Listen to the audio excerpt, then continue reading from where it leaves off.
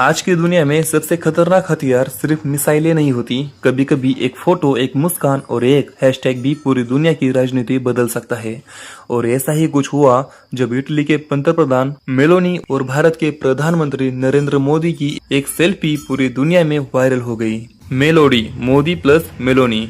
लोगों ने इसे मीम समझा, कुछ लोगों ने रोमांटिक एंगल खोजा, लेकिन असली कहानी उससे कहीं ज्यादा बड़ी थी, क्योंकि उस एक फोटो के पीछे छुपा था डिफेंस डील्स, यूरोपियन सपोर्ट और चीन के खिलाफ एक बड़ा रणनीतिक गेम। दोस्तों, जब भी दुनिया के बड़े नेता मिलते हैं ना, तो वहाँ सिर्फ कैमराज नहीं चलते, वहाँ भविष्य की रणनीति लिखी जाती है। 2023 में दुबई में COP28 सम्मेलन हुआ। दुनिया के बड़े बड़े नेता वहां पहुंचे थे। उसी दौरान मेलोनी ने प्रधानमंत्री नरेंद्र मोदी के साथ एक सेल्फी पोस्ट की। कैप्शन था गुड फ्रेंड्स एट COP28 और साथ में लिखा था मेलोनी। और बस फिर क्या, इंटरनेट फट पड़ा। लेकिन दोस्तों, दुनिया के बड़े देश सिर्फ दोस्ती के लिए दोस्ती नहीं करते, हर रिश्ते के पीछे एक रणनीति होती है।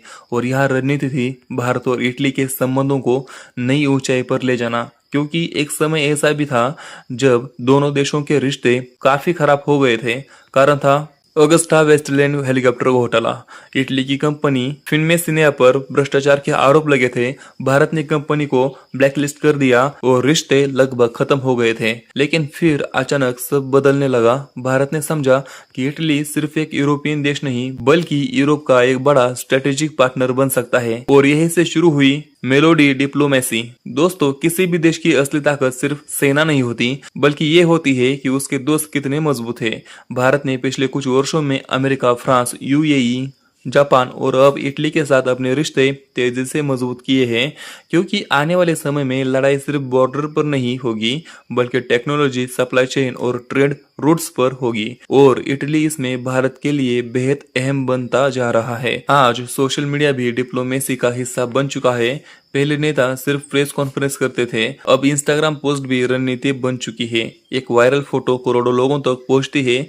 भारत में मेलोनी की फैन फॉलोइंग बढ़ी, यूरोप में मोदी की इमेज और मजबूत हुई। दोनों नेताओं को इसका फायदा मिला। और यही कारण है कि इसे सिर्फ मजाक समझना बहुत बड़ी गलती होगी, क्योंकि राजनीति में जो चीज सबसे ज्यादा वायरल होती है, कई बार वही सबसे ज्यादा प्लान की हुई होती है। तो दोस्तों, मेलोडी सिर्फ एक मीम नहीं था, वो एक मैसेज था। दुनिया को ये दिखाने का मैसेज कि भारत अब सिर्फ एशिया तक सीमित नहीं, बल्कि यूरोप की राजनीति में भी अपनी जगह बना रहा है।